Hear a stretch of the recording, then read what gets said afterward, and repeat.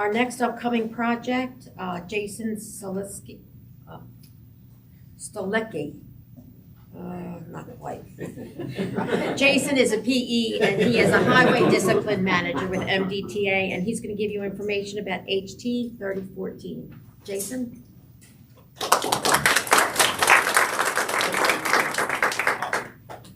All right, it was a thank. It does come off easy.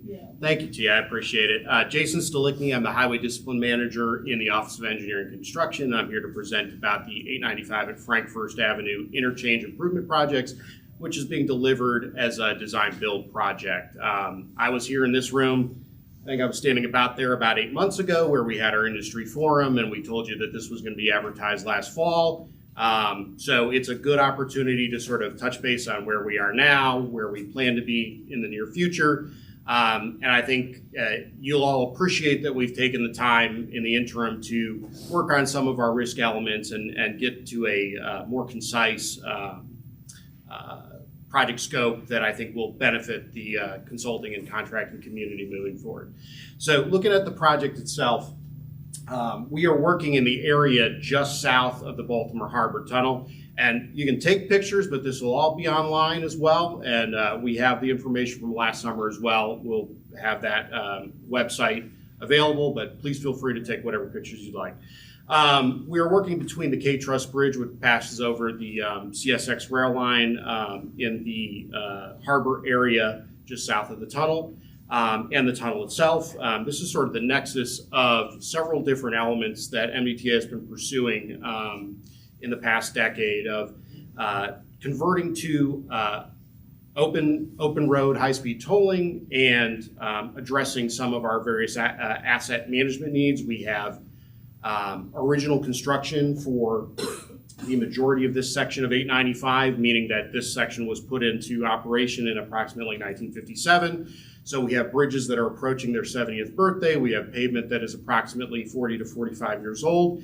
And we also have these toll booths that are no longer needed. And so we are working to take a comprehensive look at how this section of highway is performing and bring it up to modern interstate standards. Looking at the anticipated project classification, we anticipate this to be a Class L, which is over $100,000. It's a broad range. But I think there's a lot of opportunity for both prime and subconsultant work that will come as a result of this as a paired A&E component and a construction component as well.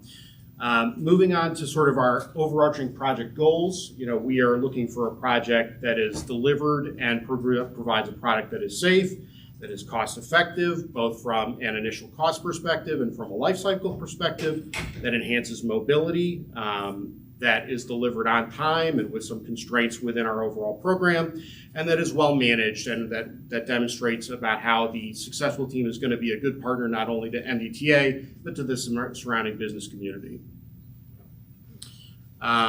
Looking into some of the more specific scope elements, these improvement concepts are from our NEPA study, which was completed approximately 3 years ago. We're looking to demolish the existing toll plazas, replace the Frunkfurst Ave and Childs Street bridges, and remove a couple of structures that are no longer necessary as part of our future vision of this section of roadway. We have some geometrics that are out there that are not desirable and that will become even less desirable once the toll plaza itself is removed. So in addition, we are planning to remove that toll plaza physical location as well. Within the project scope is a desire to bring the Frunkfurst Ave bridge, which is currently one of our lowest bridges on the network and one of our most frequently struck bridges, up to a current 16.9 underclearance, doing various structural work and overhead sign work, doing ITS work, and all of the various sort of associated work with signing and lighting, paving and marking, environmental elements, traffic control, everything that makes a large-scale highway project function. So looking at sort of the listing of the elements of work, I will sort of breeze through these, but feel free to ask any questions that you might have. We're looking to do concreting, demolition, drainage pipe replacement, erosion sediment control, form work, geotech work, grading, highway, incidentals, landscape, architecture, landscaping, lighting, new bridge construction, pavement marking, paving, permitting. This is only the first of the 2 slides, so we've got a lot more to go. But pile work, environmental justice work, railroad coordination, rebar steel placement, retaining walls, signing and signals, skilled and unskilled labor, stormwater management, structure design, surveying, third-party coordination, traffic, ITS, electrical, traffic control, traffic signal, trucking, hauling, utility relocation, and water resources.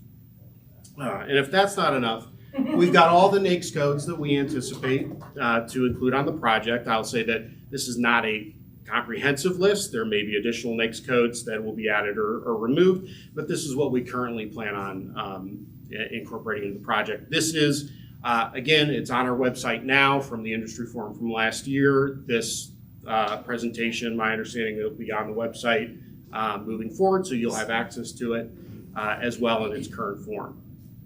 All right. Are there anybody who needs to take a picture or memorialize?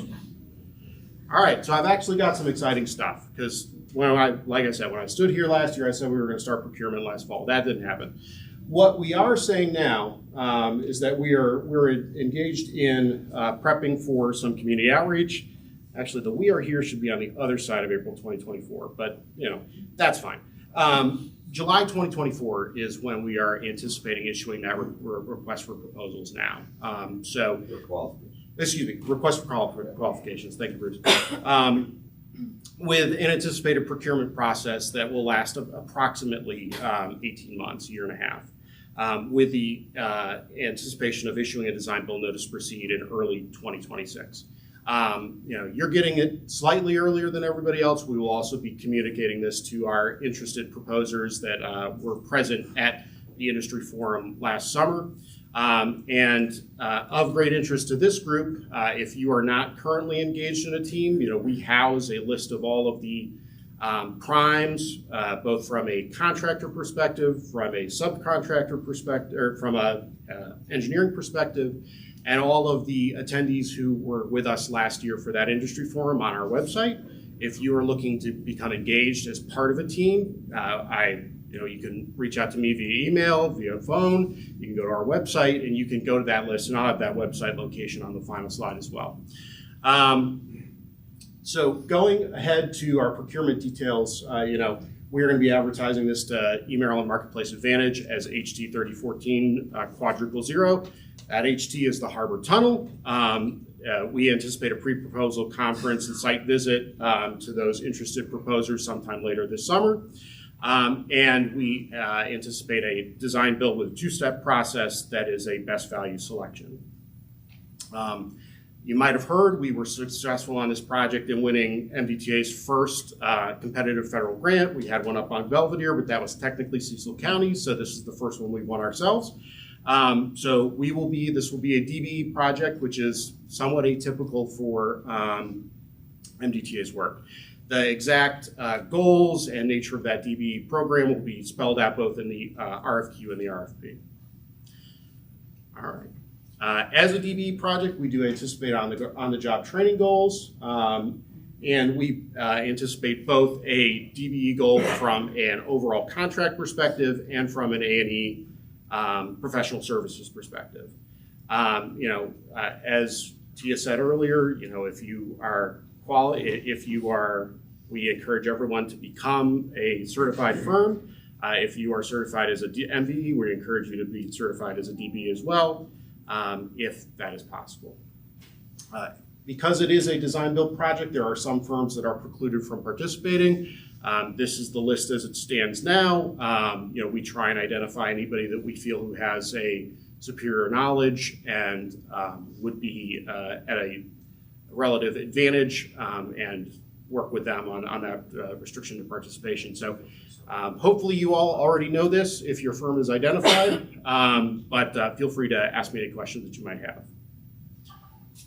All right, now I don't know why this showed up twice, Tia, and it showed up when I printed it out. So We might, if we want to leave it up while people are out, this is just my contact information and the project information. We'll just have to edit it a little bit. But I'm happy to take any questions we have. And if we're not able to get that to work, you can shoot me an email and we will get you the information on the website.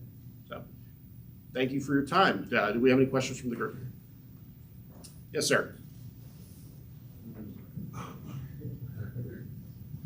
Will this project be subject to a project labor agreement? And if so, will it be made available to prospective teams prior to the request for qualifications? Yeah. So as was, we know that there was an executive order that was issued last year. That executive order requires projects above a certain threshold to be evaluated. This is one of the projects that meets that threshold, so we are in the process of evaluating it. If needed, we recognize that there is an advantage to giving it to prospective pursuing teams as early as possible. So again, that would be jumping a couple steps ahead, but we are currently in the evaluation process.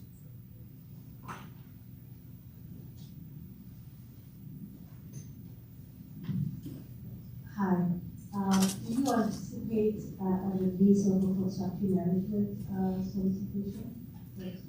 Well, so we would anticipate from the MDTA side to utilize those same CMI contracts that were referenced in the previous presentation. What is sort of unique about design build is that there is traditionally a transfer of CMI responsibilities to the design build entity. So within the contract itself, there will be opportunities to provide CM services, both from a prime consultant perspective and any potential MBE or DBE participation in that realm as well.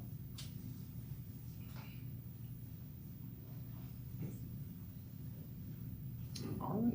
Any other further questions? I'll stick around for a little bit if you want to ask anything as well. So, but thank you very much for your time. I appreciate it.